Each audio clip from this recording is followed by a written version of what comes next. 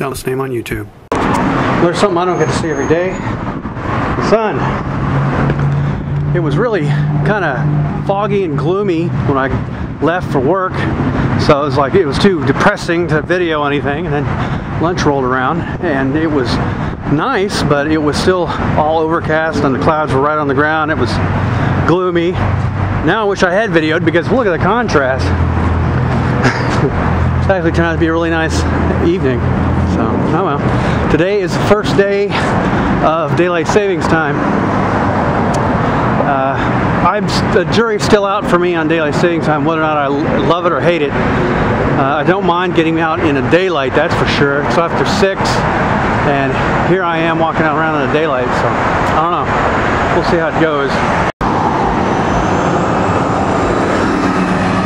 Pretty interesting sign when the bus is the one running the red light. I guess that's Lake Home Depot. Nat's supposed to meet me over here for lawnmower spare parts. Plum trees. If I'm honest, they look plumb tired. I'm just about sick of putting this thing back together.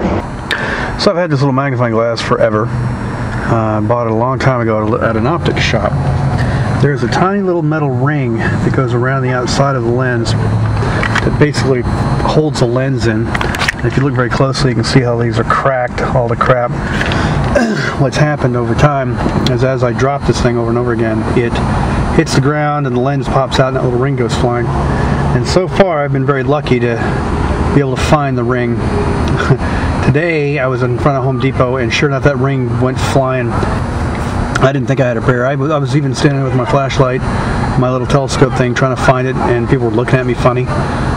Just don't care, but couldn't find it. Got into Home Depot, and while I'm looking at blades for the lawnmower, Natalie actually walked back out front where I was standing and found the ring, so the lens is back together. So I didn't get out of work until after 6, and it's going to be 9 o'clock before I walk in my own door. And I got a half an hour worth of crap I got to do before I can sit down and relax, and then I got another half an hour to an hour worth of crap to do before I can go to bed. And now for lawnmower maintenance.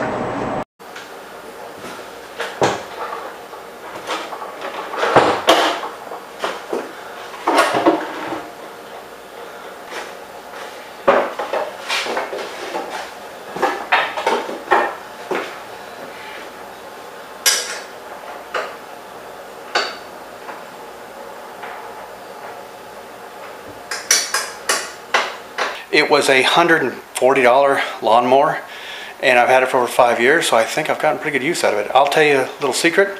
So far, it has started on the first pull. And now for reassembly. Alright, let's see. It goes in just like that. And then up. And then, yeah. Wow, I like that part. A friend of mine and I went to Florida in an old 1973 Trans Am,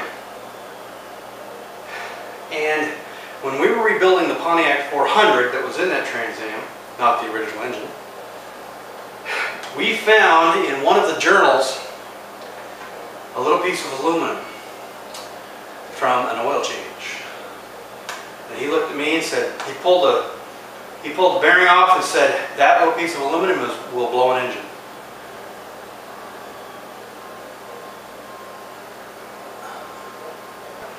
Right at the top of full, so ice cold with all the oil in it, it's clear it's just a hair over the top of full. So I think that after it circulates a bit, it'll be right in the right spot. The old bolt, the old brace, or whatever the hell that's called. Before I tighten it, I gotta find my custom cheater. I want to tighten this down damn good because it's the spinning fucking blade, and we'll be more than happy to take your damn leg off if it comes loose. In case this thing blows up my face, I'm going to open the door so somebody can see me. Call 911.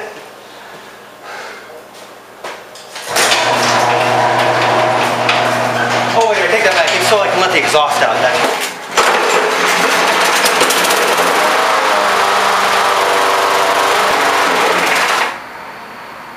It's running funny. Alright, I'm declaring victory. Can you tell I need to mow? What percentage of my life I spend rolling up wires? I'm in IT, so I do it probably 15 minutes a day. I'm rolling wires up.